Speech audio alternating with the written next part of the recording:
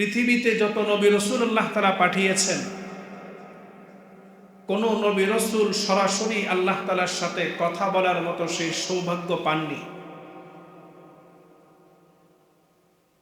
হযরত মূসা আলাইহিস সালাম আল্লাহ তাআলার সাথে সরাসরি সাক্ষাৎ লাভের আশা করেছিলেন, আল্লাহ তাআলার কাছে দরখাস্ত করেছিলেন, কিন্তু আল্লাহ তাআলার সাথে সেই সাক্ষাৎ লাভ করার সেই সুযোগ তিনি পাননি।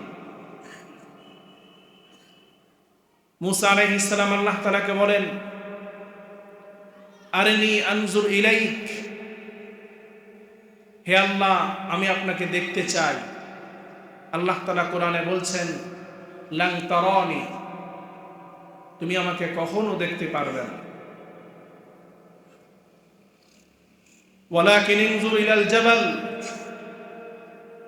আল্লাহ তাআলা নূরের তাজাল্লি সেই তুর পাহাড়ে পড়ার কারণে তুর পাহাড় পুড়ে সব কিছু ভস্ম হয়ে গিয়েছে।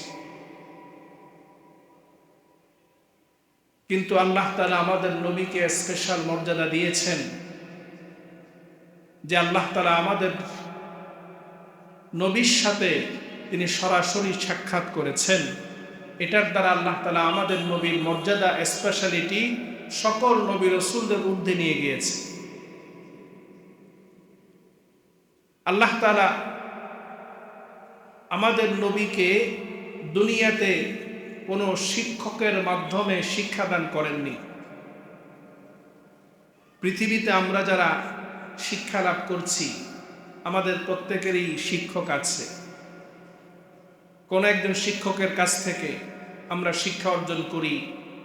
আমরা বইয়ের মাধ্যমে, কিতাবের মাধ্যমে, শোনার মাধ্যমে, দেখার মাধ্যমে আমরা শিক্ষা লাভ করি। কিন্তু আমাদের নবী দুনিয়ার কোনো মাখলুকের কাছ থেকে আমাদের নবী শিক্ষা অর্জন করেননি।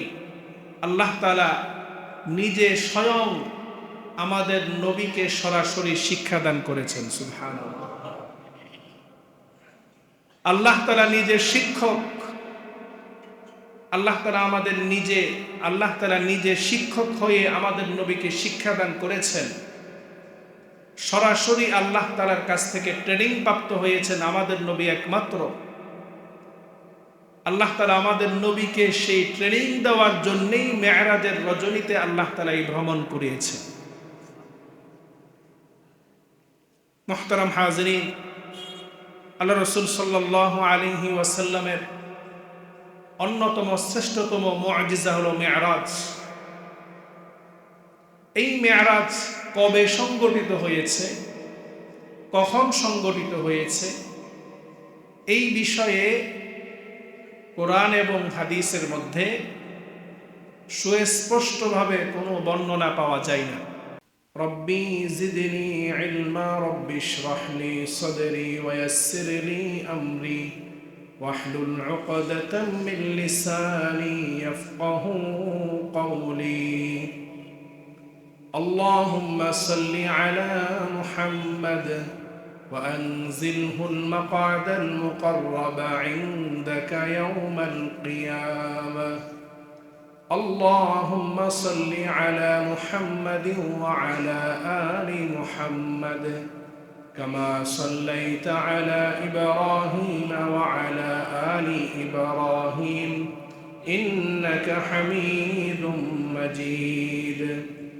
اللهم بارك على محمد وعلى آل محمد كما باركت على إبراهيم وعلى آل إبراهيم إنك حميد مجيد. الحمد لله ثم الحمد لله. উপস্থিত মুআজ্জাজ মুকাররম ওয়াজিবুল ইহতিরাম সম্মানিত উলামায়ে কিরাম, আমার পরম শ্রদ্ধাভাজন পিতৃতুল্য সম্মানিত মুরব্বিয়ানে কিরাম, সমবয়সী দিন প্রিয়, ইসলাম প্রিয় যুবক তরুণ ভাইরা, স্নেহের মাসুম বাচ্চারা, পর্দার আড়াল থেকে শ্রবণরতা দিনদার পর্দানিশীন আমার সম্মানিত মা ও বোনেরা, দূর দূরান্ত থেকে আগত মুহিব্বিন মুতাআল্লিকিন, সর্বস্তরের মুসল্লিয়ানে কিরাম, আল্লাহ তাআলার দরবারে আমরা সর্বপ্রথম শুকরিয়া আদায় করছি যে আল্লাহ সুবহানাহু ওয়া তাআলা আজকের এই পবিত্র জুমাবার সপ্তাহের শ্রেষ্ঠতম দিন সৈয়দুল আইয়ামে, পৃথিবীর শ্রেষ্ঠতম স্থান সৈয়দুল মাকান আল্লাহ তাআলার ঘরে আমাদেরকে আজকের এই দিন পর্যন্ত, এই মুহূর্ত পর্যন্ত আল্লাহ সুবহানাহু ওয়া তাআলা সুস্থতার হায়াত দারাজ করে দুনিয়াবী সকল কাজকর্ম থেকে ফারেক করে আল্লাহ তাআলার মহান হুকুম জুমার সালাত আদায়ের উদ্দেশ্যে আল্লাহ তাআলা আমাদেরকে সকলের আগে আগে আল্লাহর ঘরে আসার, বসার, দ্বীনি আলোচনা করার এবং শোনার মতো আল্লাহ তাআলা আমাদেরকে তৌফিক দান করেছেন। আমরা অন্তরের অন্তঃস্থল থেকে, হৃদয়ের গভীর থেকে উচ্চ কণ্ঠের সমস্বরে আল্লাহর শুকরিয়া আদায় করছি। সকলেই বলি আলহামদুলিল্লাহ। অসংখ্য অগণিত দরুদ এবং সালামের হাদিয়া পেশ করছি দুজাহানের বাদশাহ সরকার দু আলম সৈয়দুল কাউনাইনি ওয়াস সাকালাইন রাহমাতুল লিল আলামিন আকাই নামদার তাজদার মদিনা জনাবে মুহাম্মদুর রাসূলুল্লাহ সাল্লাল্লাহু আলাইহি ওয়াসাল্লামের প্রতি। মুহতারাম হাজরিন, পবিত্র রজব মাসের আজকে তৃতীয় জুমা। পবিত্র রজব মাস বৎসরের মধ্যে যে চারটি সম্মানিত মাস আশহুরে হুরুমের মধ্যে অন্যতম একটি। রজব মাসের সম্মান, রজব মাসের মাহাত্ম্য নিয়ে আলোচনা করেছিলাম। পবিত্র রজব মাসে ইসলামের একটি গুরুত্বপূর্ণ ঘটনা, ঐতিহাসিক ঘটনা, যেটি সংগঠিত হয়েছিল বলে বিভিন্ন স্কলারগণের মতামত পাওয়া যায়। তার মধ্যে একটি সবচেয়ে গুরুত্বপূর্ণ ঘটনা হচ্ছে আমাদের প্রিয় নবী মুহাম্মদুর রাসূলুল্লাহ সাল্লাল্লাহু আলাইহি ওয়াসাল্লামের জীবনের অন্যতম শ্রেষ্ঠতম মুআজিজা মেরাজ এই রজব মাসে সংঘটিত হয়েছিল। রাসূল আকরাম সাল্লাল্লাহু আলাইহি ওয়াসাল্লামের এই মেরাজের মধ্যে দুটি পর্ব রয়েছে। একটিকে বলা হয় ইসরা, আরেকটিকে বলা হয় মেরাজ। ইসরা বলা হয় আল্লাহ তাআলা আমাদের নবীকে মসজিদে হারাম থেকে মসজিদে আকসা পর্যন্ত যে রাত্রিকালীন ভ্রমণ করিয়েছিলেন, সেই রাত্রিকালীন ভ্রমণকে বলা হয় ইসরা।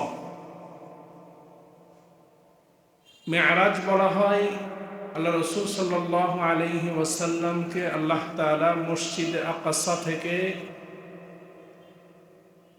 আল্লাহ তাআলা সাত আসমানের উপর আল্লাহ তাআলার আরশ আজিম সহ আল্লাহ তাআলা জান্নাত, জাহান্নাম, আল্লাহ তাআলার যত নিদর্শনাবলী আছে সব কিছুকে যে আল্লাহ তাআলা আমাদের নবীকে ভ্রমণ করিয়ে দেখিয়েছেন, সেটাকে বলা হয় মেরাজ। আল্লাহ রাসূল সাল্লাল্লাহু আলাইহি ওয়াসাল্লামের যতগুলো মুআজিজা রয়েছে তার মধ্যে অন্যতম শ্রেষ্ঠতম মুআজিজা হলো মেরাজ। অন্যতম একটি অলৌকিক ঘটনা, অবিশ্বাস্য ঘটনা। প্রথম যে পর্ব ইসরা, ইসরা এটি সরাসরি আল্লাহ তাআলা পবিত্র কোরআনুল কারীমে বর্ণনা করেছেন। আল্লাহ তাআলা সূরা বানী ইসরাঈলের প্রথম আয়াতেই আল্লাহ তাআলা ইসরার বর্ণনা আল্লাহ তাআলা দিয়েছেন।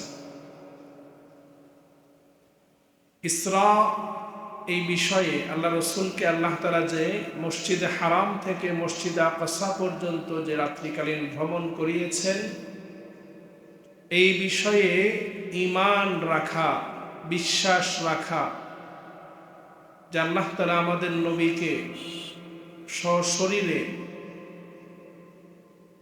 শরীর এবং আত্মা উভয়ের সমন্বয়ে আল্লাহ তাআলা আমাদের নবীকে এই ভ্রমণ করিয়েছেন, এই বিষয়ে ঈমান রাখা, বিশ্বাস রাখা প্রত্যেক মুসলমানের উপর ফরজ। কেউ যদি এই বিষয়টাকে অস্বীকার করে যে আমাদের নবী এক রাত্রিতে মসজিদে হারাম থেকে মসজিদে আকসা পর্যন্ত যে রাত্রিকালীন ভ্রমণ করেছেন, আল্লাহ তাআলা করিয়েছেন, হাজার হাজার মাইলের দূরত্ব। তখন যানবাহন ছিল না, উড়োজাহাজ, প্লেন, বিমান, রকেট কিছুই ছিল না। ওই সময়ে এটা অকল্পনীয়, অসম্ভব। কেউ যদি এমন অবিশ্বাস করে, অস্বীকার করে, তাহলে সে কুফরি করলো। কুফরি করার দ্বারা সে ঈমান হারা হয়ে গেল। কারণ এটা পবিত্র কোরআনের মাধ্যমে সরাসরি আল্লাহ তাআলা এই ইসরার বর্ণনা দিয়েছেন, যেটার উপর বিশ্বাস করা প্রত্যেক মুসলমানের উপর, মুমিনের উপর ফরজ। মসজিদে আকসা থেকে নিয়ে আল্লাহ রাসূল সাল্লাল্লাহু আলাইহি ওয়াসাল্লামের যে ঊর্ধ্বগমন, 7 আসমান পাড়ি দিয়ে আল্লাহ তাআলার সাথে সাক্ষাৎ, জান্নাত, জাহান্নাম, আল্লাহ তাআলার কুদরতি বিভিন্ন নিদর্শন, আল্লাহ তাআলা যা কিছু আমাদের নবীকে দেখিয়েছেন, এই বিষয়ে বিশ্বাস করা, বিশ্বাস রাখা, এটাও মুমিন মুসলমানের উপর আবশ্যক। এটা কোরআনুল কারীমে ইশারাতান সূরাতুন নাজমের মধ্যে এসেছে, আর হাদিস দ্বারা, সহিহ হাদিস দ্বারা এই বিষয়ে সরাসরি আল্লাহ রাসূল সাল্লাল্লাহু আলাইহি ওয়াসাল্লাম বর্ণনা করেছেন। কেউ যদি এই বিষয়কে অস্বীকার করে, তাহলে কেউ কেউ বলেছেন, কোন আলেম বলেছেন, সেও কুফরি করার মতো অপরাধ করল। অধিকাংশ আলেম বলেছেন, কেউ যদি এটাকে অস্বীকার করে, তাহলে সে পথভ্রষ্ট হয়ে গেল, সে ৭২ দলের নেই জাহান্নামী হয়ে গেল। রাসূল আকরাম সাল্লাল্লাহু আলাইহি ওয়াসাল্লামের যে মেরাজ, এই বিষয়ে আমাদের প্রথম দায়িত্ব হচ্ছে এই বিষয়ের উপর আমাদেরকে পূর্ণ আস্থা এবং বিশ্বাস রাখতে হবে যে আল্লাহ সুবহানাহু ওয়া তাআলা এক রাত্রিতে আমাদের নবীকে মসজিদে হারাম থেকে মসজিদে আকসা পর্যন্ত এই হাজার হাজার মাইল দূরত্বে আল্লাহ তাআলা ভ্রমণ করিয়েছেন, এবং মসজিদে আকসা থেকে আল্লাহ তাআলা ঊর্ধ্বগমন করিয়েছেন আরশে আজিম পর্যন্ত, লক্ষ লক্ষ মাইল, যেটার দূরত্বের কোনো সীমা নেই। এই ভ্রমণও আল্লাহ তাআলা এক রাত্রিতে করিয়েছেন। এই বিষয়ে আমাদের সকলকে এই বিশ্বাস রাখতে হবে যে আল্লাহ সুবহানাহু ওয়া তাআলা তিনি সকল ক্ষমতার মালিক। তিনি আমাদের নবীকে এই মেরাজের এই ভ্রমণ করানোর মতো ক্ষমতা আল্লাহ তাআলা রাখেন, আল্লাহ তাআলা করিয়েছেন, এবং সেটার মধ্যে বিন্দু মাত্র কোনো সন্দেহ নেই। এই বিশ্বাস আমাদেরকে প্রথমে স্থাপন করতে হবে। বিভিন্ন মতাদর্শের মানুষ রয়েছে, বিভিন্ন ফেরকার মানুষ রয়েছে, যারা মেরাজকে অস্বীকার করে। মেরাজকে অস্বীকার করার দ্বারা আপনি আমি ঈমান হারা হয়ে, আমি যতই নেক আমল করি, কোনো নেক আমল আল্লাহ তাআলার দরবারে কবুল হবে না, আমার আপনার স্থান হবে জাহান্নাম। এই জন্য আমাদের প্রথম কাজ হচ্ছে মেরাজ, এই বিষয়টা আমাদের নবীর দেহ এবং আত্মা, জিসিম এবং রূহ উভয়ের সমন্বয়ে সংগঠিত হয়েছিল। এই বিষয়ে পূর্ণ আস্থা এবং বিশ্বাস রাখা। আল্লাহ তাআলা পবিত্র কোরআনুল কারীমে সূরা বানী ইসরাঈলের শুরুতেই আল্লাহ তাআলা বলছেন, সুবহানাল্লাযী আসরা বিআবদিহি লাইলাম মিনাল মাসজিদিল হারাম। আল্লাহ তাআলা প্রথমেই সুবহান শব্দ নিয়ে এসেছেন। সুবহান শব্দ আল্লাহ তাআলা ওই স্থানে আল্লাহ তাআলা নিয়ে আসেন যেখানে আল্লাহ তাআলা বিস্ময়কর, অবিশ্বাস্য কোনো বিষয় আল্লাহ তাআলা উত্থাপন করবেন, এমন বিষয় সম্পর্কে বর্ণনা দেওয়ার আগে আল্লাহ তাআলা সুবহান শব্দ নিয়ে আসেন। আল্লাহ তাআলা এই আয়াতের শুরুতে, ইসরার আলোচনার শুরুতে আল্লাহ তাআলা সুবহান শব্দ নিয়ে এসেছে। আল্লাহ তাআলা এটার দ্বারা আমাদেরকে এটাই বোঝাচ্ছেন যে সামনে যে আলোচনা আসছে এটা সাধারণ মানুষের জন্য, সাধারণ মাখলুকের জন্য এই কাজটা করা অসম্ভব। এই কাজটা বিস্ময়কর একটি বিষয়, আজব একটি বিষয়, মানুষের জন্য অসম্ভব একটি বিষয়, যেটি আল্লাহ তাআলা তার হাবিব, তার নবী মুহাম্মদ সাল্লাল্লাহু আলাইহি ওয়াসাল্লামকে করিয়েছে। আল্লাহ তাআলা বলছেন, আল্লাযী আসরা বিআবদিহি, যে তার বান্দা মুহাম্মদ সাল্লাল্লাহু আলাইহি ওয়াসাল্লামকে রাত্রিকালীন ভ্রমণ করিয়েছে। লাইলাম মিনাল মসজিদিল হারাম, মসজিদে হারাম থেকে, ইলাল মসজিদিল আকসা, মসজিদে আকসা পর্যন্ত, আল্লাযী বারাকনা হাওলাহু, যেই মসজিদে আকসার চারদিক দিয়ে আল্লাহ তাআলা বরকত দিয়ে পূর্ণ করে দিয়েছেন। আল্লাহ তাআলা কেন আমাদের নবীকে ভ্রমণ করিয়েছেন? লিনুরিয়াহু মিন আয়াতিনা, আল্লাহ তাআলা বলছেন যাতে করে আমি আমার নবীকে, আমার হাবিবকে, আমার বান্দাকে আমি আমার কুদরতি সকল নিদর্শন সমূহ দেখাতে পারি। সুবহানাল্লাহ। আল্লাহ তাআলা আমাদের নবীকে এই মেরাজের মতো একটি মুজিজা দান করার মাধ্যমে আমাদের নবীর সম্মান, মর্যাদা আল্লাহ তাআলা সকলের উপর আল্লাহ তাআলা বৃদ্ধি করেছেন। পৃথিবীতে আল্লাহ তাআলা যত নবী রাসূল পাঠিয়েছেন, লক্ষ লক্ষ নবী রাসূল দুনিয়াতে এসেছেন, কোন নবী রাসূলের পক্ষে মেরাজের মতো এমন একটি মুজিজা আল্লাহ তাআলা তাদেরকে দান করেননি। আল্লাহ তাআলা একমাত্র আমাদের নবীকেই এই মেরাজের মতো এই মুজিজা, শ্রেষ্ঠতম মুজিজা আল্লাহ তাআলা আমাদের নবীকে দান করেছে। এটার দ্বারা আল্লাহ তাআলা আমাদের নবীর শান, মান, মর্যাদাকে সকল নবী রাসূলদের উপরে আল্লাহ তাআলা নিয়ে এসেছে। পৃথিবীতে যত নবী রাসূল আল্লাহ তাআলা পাঠিয়েছেন, কোন নবী রাসূল সরাসরি আল্লাহ তাআলার সাথে কথা বলার মতো সেই সৌভাগ্য পাননি। হযরত মূসা আলাইহিস সালাম আল্লাহ তাআলার সাথে সরাসরি সাক্ষাৎ লাভের আশা করেছিলেন, আল্লাহ তাআলার কাছে দরখাস্ত করেছিলেন, কিন্তু আল্লাহ তাআলার সাথে সেই সাক্ষাৎ লাভ করার সেই সুযোগ তিনি পাননি। মূসা আলাইহিস সালাম আল্লাহ তাআলাকে বলেন, আরিনি আনজুর ইলাইক, হে আল্লাহ আমি আপনাকে দেখতে চাই। আল্লাহ তাআলা কোরআনে বলছেন, লান তারানি, তুমি আমাকে কখনো দেখতে পারবে না। ওয়ালাকিন ইনজুর ইলাল জাবাল, আল্লাহ তাআলা নূরের তাজাল্লি সেই তুর পাহাড়ে পড়ার কারণে তুর পাহাড় পুড়ে সব কিছু ভস্ম হয়ে গিয়েছে। কিন্তু আল্লাহ তাআলা আমাদের নবীকে স্পেশাল মর্যাদা দিয়েছেন যে আল্লাহ তাআলা আমাদের নবীর সাথে তিনি সরাসরি সাক্ষাৎ করেছেন। এটার দ্বারা আল্লাহ তাআলা আমাদের নবীর মর্যাদা, স্পেশালিটি সকল নবী রাসূলদের ঊর্ধ্বে নিয়ে গিয়েছে। আল্লাহ তাআলা আমাদের নবীকে দুনিয়াতে কোনো শিক্ষকের মাধ্যমে শিক্ষাদান করেননি।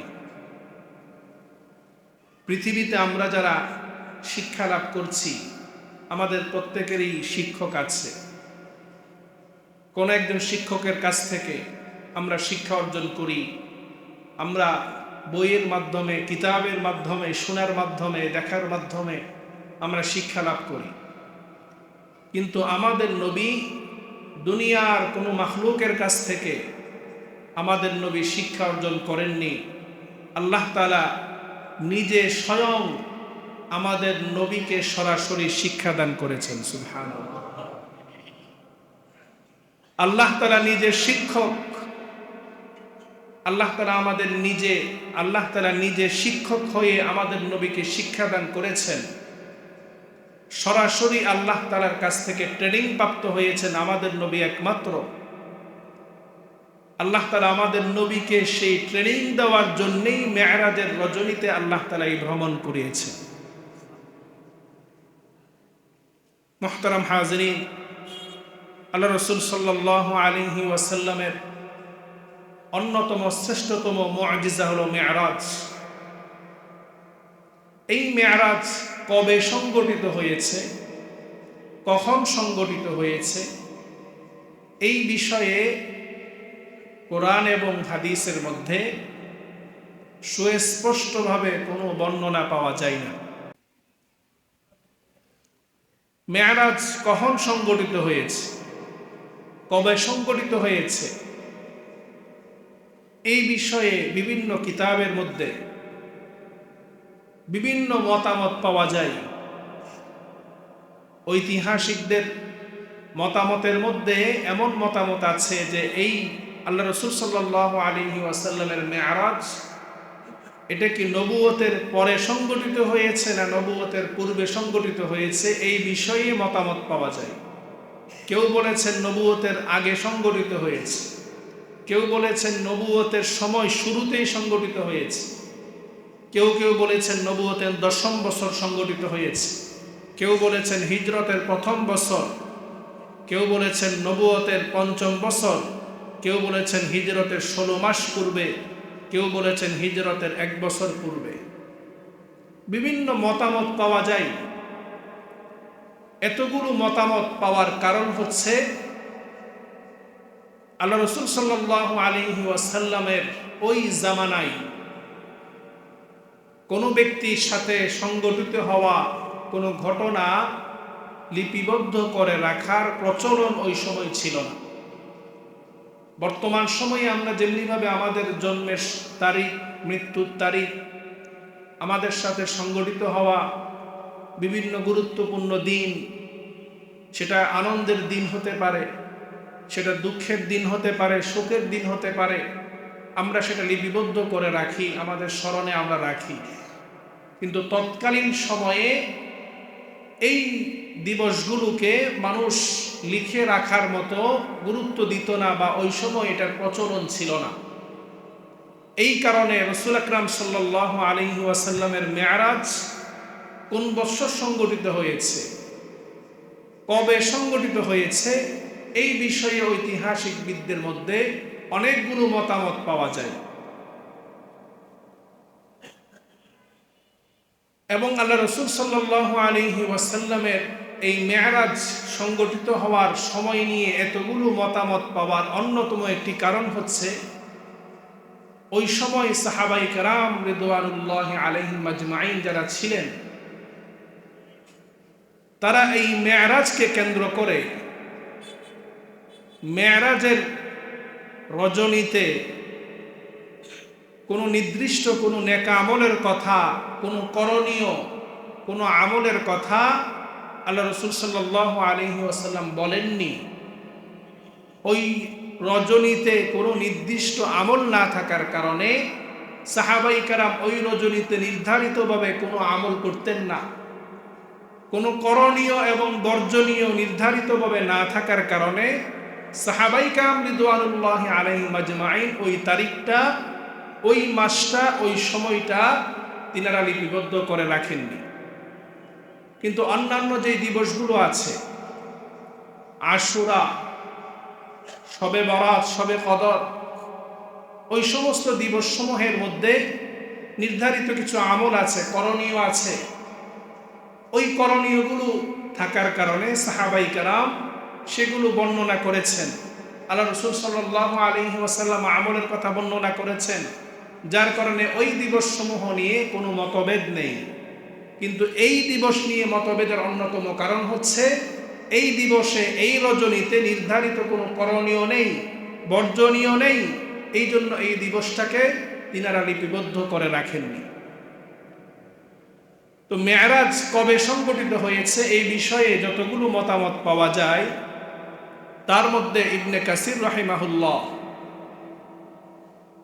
তিনি বলেছেন যে মেরাজ রজবের 27 তারিখ রজনীতে সংগঠিত হয়েছে। সবগুলো মতামতের মধ্যে এটি একটি মতামত, এবং এটা হচ্ছে সবচাইতে সুপ্রসিদ্ধ মতামত, যেটা আমরা স্বাভাবিকভাবে আমাদের দেশে আমরা মেরাজ রজবের 27 তারিখ বলে থাকি মাশহুর। কিন্তু 27 তারিখ ছাড়াও, রজব মাস ছাড়াও আরও বিভিন্ন মতামত আছে। কেউ কেউ বলেছেন রবিউল আউয়াল মাসে হয়েছে মেরাজ, কেউ বলেছেন রবিউল আখির মাসে হয়েছে, কেউ বলেছেন রমজান মাসে হয়েছে, কেউ বলেছেন শাওয়াল মাসে হয়েছে। তবে সুপ্রসিদ্ধ মতামত হলো রজবের 27 তারিখ রজনীতেই এই মেরাজের ঘটনা সংঘটিত হয়েছে। মেরাজের ঘটনা সংঘটিত হওয়ার একটি প্রেক্ষাপট আছে। রাসূল আকরাম সাল্লাল্লাহু আলাইহি ওয়াসাল্লাম নবুয়ত পাওয়ার পর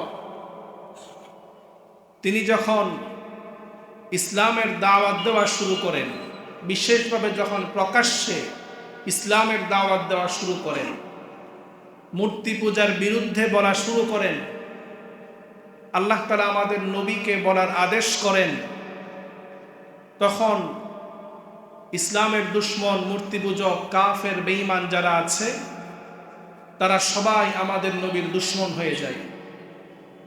যেই মানুষগুলো একটি সময় আমাদের নবীকে আল আমিন বলে উপাধি দিয়েছে, যেই মানুষগুলো একটি সময় আমাদের নবীকে বিশ্বাস করে তাদের ধন সম্পদ, স্বর্ণ মুদ্রা আমানত রেখেছে, সত্যবাদী বলেছে, সেই মানুষগুলো আমাদের নবী যখন মূর্তি পূজার বিরুদ্ধে একমাত্র আল্লাহ তাআলার ইবাদতের দাওয়াত দেওয়া শুরু করেন, রিসালাতের তাওহীদের দাওয়াত দেওয়া শুরু করেন, সেই একই মানুষগুলো আমাদের নবীর চরম দুশমন হয়ে যায়।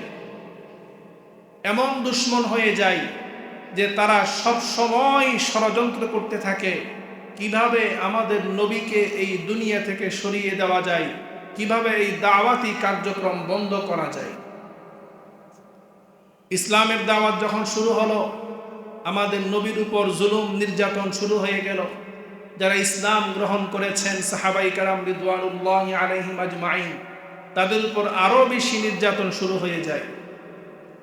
বিশেষ করে আল্লাহ রসুলের মক্কি জীবন যদি আমরা দেখি, পড়ি, কি পরিমাণ নির্যাতন, কি পরিমাণ জুলুম কাফেররা করেছে পৃথিবীর ইতিহাসে।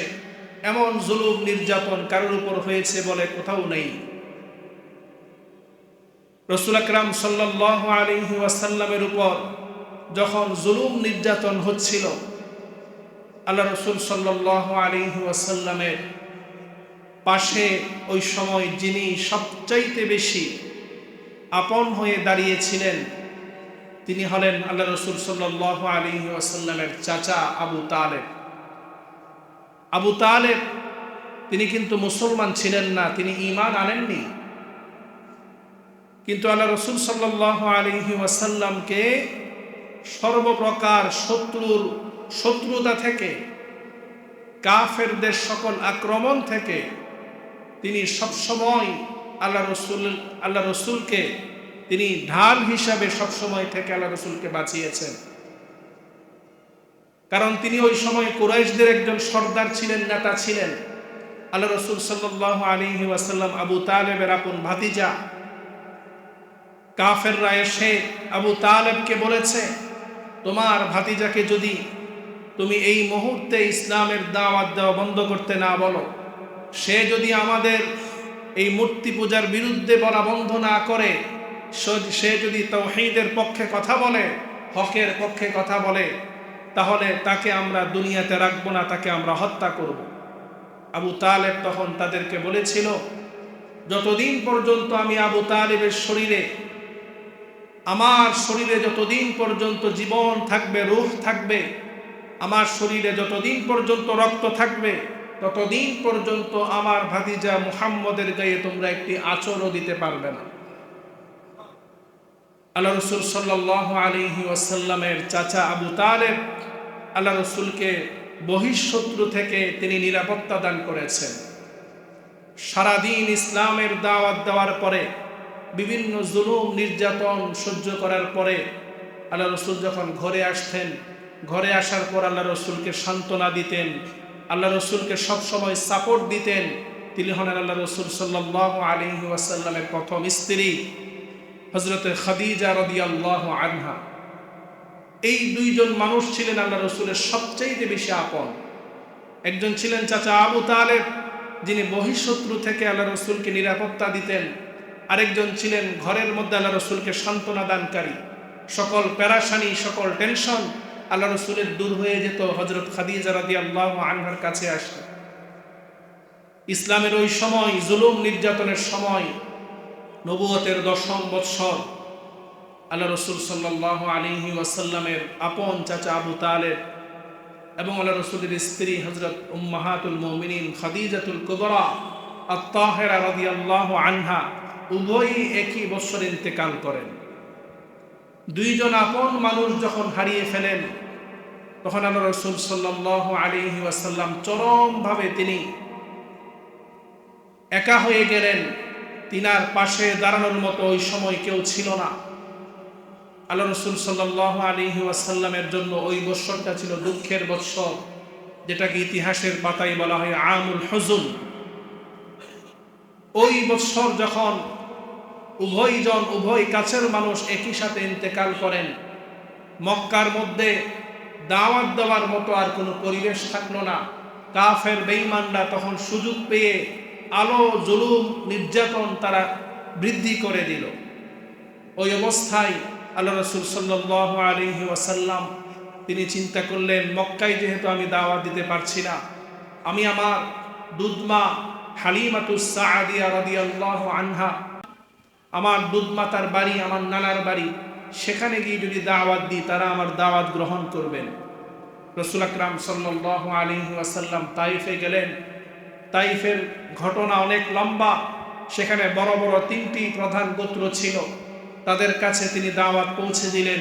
3 গোত্রের প্রধান তারা আল্লাহ রাসূল সাল্লাল্লাহু আলাইহি ওয়াসাল্লামের দাওয়াত তো গ্রহণ করল না, বরঞ্চ আল্লাহ রাসূলকে চরমভাবে অপমানিত করলো, তিরস্কার করলো। আল্লাহ রাসূল সাল্লাল্লাহু আলাইহি ওয়াসাল্লামকে অপমানিত করে তায়েফ থেকে তারা তাড়িয়ে দিল। শুধুমাত্র যে তাড়িয়ে দিয়েছে তা নয়, আল্লাহ রাসূল সাল্লাল্লাহু আলাইহি ওয়াসাল্লামের পিছনে দুষ্ট ছেলেদেরকে লেলিয়ে দিয়েছে। সেই দুষ্ট ছেলেগুলো আল্লাহ রাসূল সাল্লাল্লাহু আলাইহি ওয়াসাল্লামের দেহ মুবারকে তারা এমনভাবে পাথর নিক্ষেপ করে, পাথরের আঘাতে আল্লাহ রাসূলের মুখ মুবারক থেকে, মাথা মুবারক থেকে, শরীর মুবারক থেকে পাথরের আঘাতে রক্ত এমনভাবে বের হয়, আল্লাহ রাসূলের রক্ত ঝরতে ঝরতে আল্লাহ রাসূল সাল্লাল্লাহু আলাইহি ওয়াসাল্লামের গোটা শরীর রক্ত দ্বারা ভিজে যায়।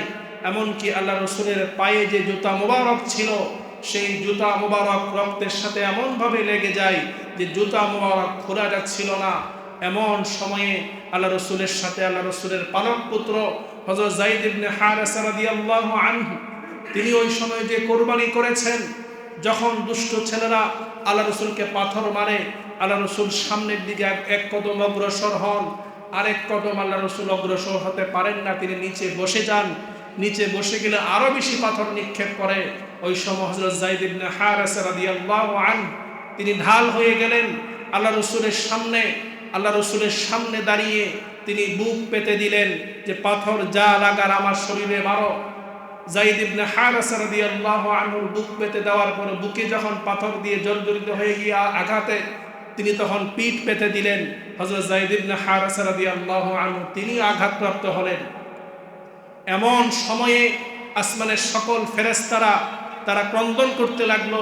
আল্লাহ রাসূল সাল্লাল্লাহু আলাইহি ওয়াসাল্লাম বলেন, ওই সময় আমি আসমানের দিকে তাকিয়ে দেখি আমার মাথার উপর এক খণ্ড মেঘ, সেই মেঘের মধ্যে হযরত জিবরাইল আলাইহিস সালাম। হযরত জিবরাইল আলাইহিস সালাম আল্লাহ রাসূলের দরবারে আসলেন। ইয়া রাসূলুল্লাহ, আপনার সাথে যা কিছু ঘটেছে সব কিছু আল্লাহ তাআলা দেখেছেন, সব কিছু আল্লাহ তাআলা শুনেছেন। আপনার কাছে আল্লাহ তাআলা আমাকে এই ফরিয়াদ নিয়ে পাঠিয়েছেন, এই কষ্টের মুহূর্তে আপনি যদি চান 2 ফেরেশতা আল্লাহ তাআলা পাঠাবেন, পাহাড়ের দায়িত্বে নিযুক্ত থাকা ফেরেশতা আপনার আদেশ আসলে তায়েববাসীকে 2 পাহাড়ের মাঝখানে পিষ্ট করে তাদেরকে দুনিয়া থেকে ধ্বংস করে দিতে পারবেন।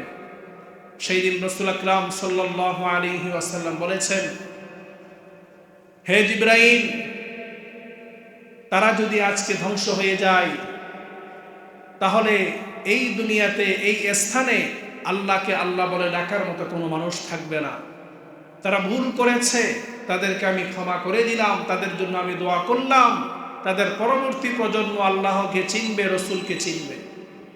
সেই দিন আমাদের দয়ার নবী রাহমাতুল লিল আলামিন তায়েফবাসীকে বদদোয়া করেননি।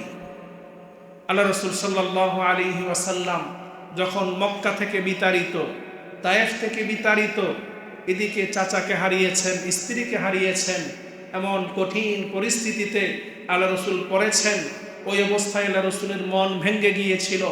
ওই সময় আল্লাহ সুবহানাহু ওয়া তাআলা আমাদের নবীকে ওই সময় আল্লাহ তাআলা এমন মহান মেরাজ, আল্লাহ তাআলার দিদার আল্লাহ তাআলা করিয়ে আমাদের নবীর মধ্যে যে দুর্বলতা, মনের মধ্যে যে কষ্ট, দুঃখ, বেদনা ছিল, এই মেরাজের মাধ্যমে আল্লাহ তাআলা সকল কষ্ট, ক্লান্তি, সকল দুঃখ আল্লাহ তাআলা ভুলিয়ে নতুনভাবে আল্লাহ তাআলা আমাদের নবীকে, আমাদের নবীর ঈমানের শক্তিকে বলিয়ান করে আল্লাহ তাআলা আবার দুনিয়াতে প্রেরণ করেছিলেন। এই ছিল মেরাজের অন্যতম প্রেক্ষাপট। মেরাজের ঘটনা, মেরাজের শিক্ষা নিয়ে আল্লাহ তাআলা যদি তৌফিক দান করে আগামী জুমায় ইনশাআল্লাহ আলোচনা করব।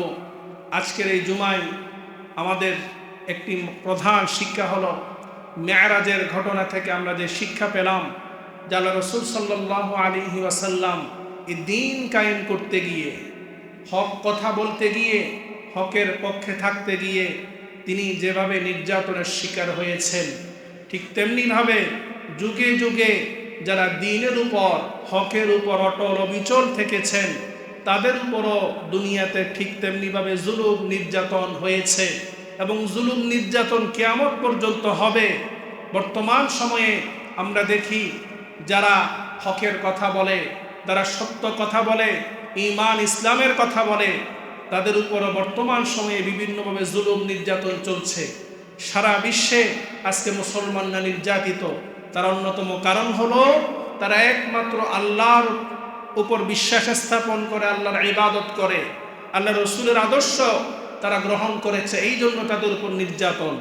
আমরা যারা মুসলমান, খাঁটি মুসলমান, আমরা যদি হকের উপর থাকি, সত্যের উপর থাকি, ইনসাফের উপর থাকি, আমাদের উপর জুলুম নির্যাতন আসবে।